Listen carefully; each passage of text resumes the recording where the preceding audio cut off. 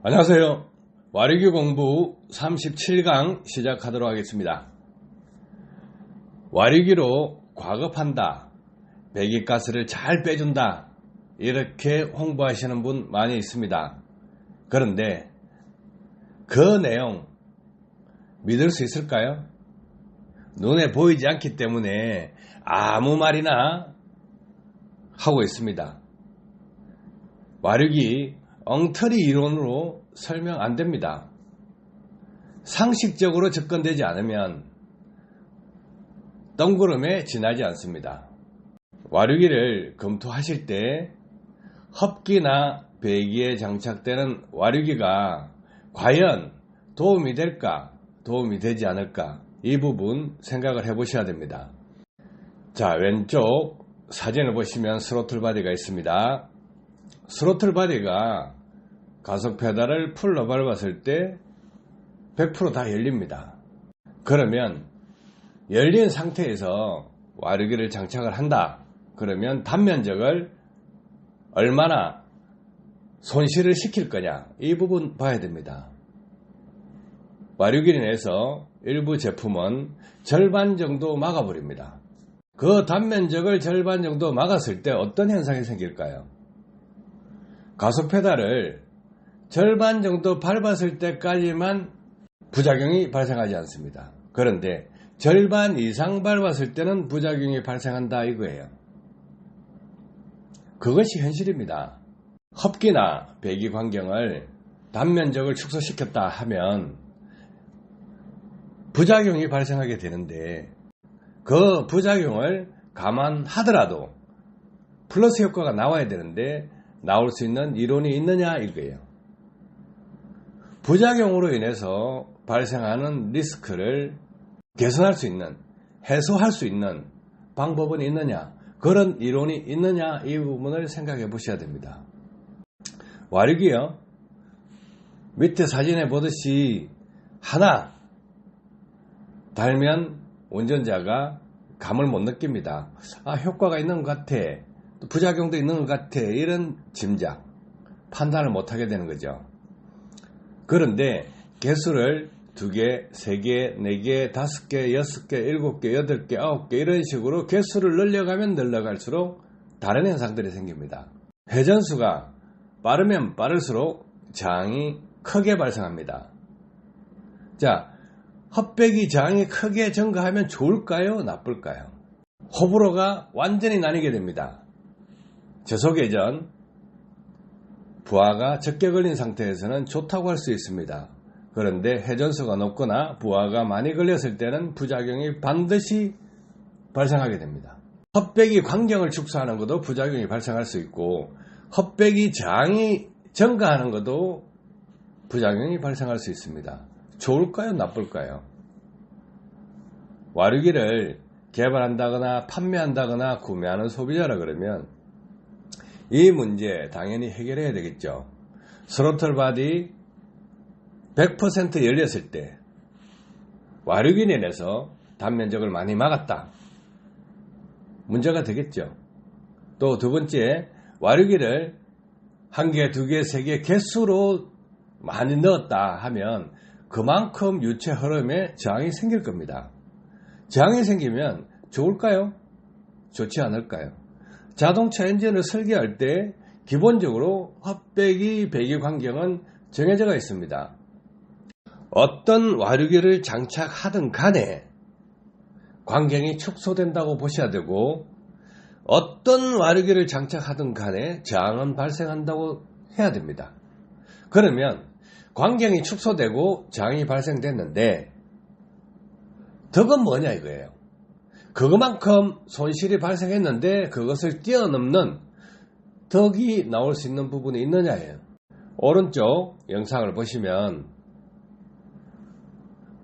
피스톤이 라인 안에서 상사점으로 올라왔다가 하사점으로 내려갑니다. 이 스트로크 변화가 없습니다.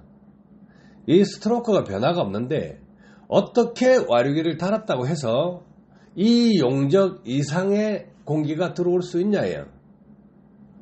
상식적으로 생각해 보는 게 가장 좋습니다. 흡기 쪽에 와류기를 달아놨다. 그러면 광경이 줄어들었습니다. 또 저항은 늘어났습니다. 공기를 흡입하는 것은 과급을 시키는 것이 아니고 피스톤이 상사점에서 하사점으로 내려갈 때 흡기 행정 때 빨아들이는 것입니다. 빨아들이는데 광경을 축소해놨다, 와류기를 많이 넣어서 저항을 증가시켜놨다 하면 공기가 100% 들어오지 않습니다. 원래 설계됐던 것보다 적게 들어온다는 거예요. 자, 공기가 적게 들어오는 것은 당연합니다. 그런데 적게 들어오는데 그보다 플러스 효과를 낼 수 있는 것은 무엇이냐 이게요. 다른 부분이 있습니까? 그 부분에 설명이 안 된다는 거예요. 와류기로 과급한다,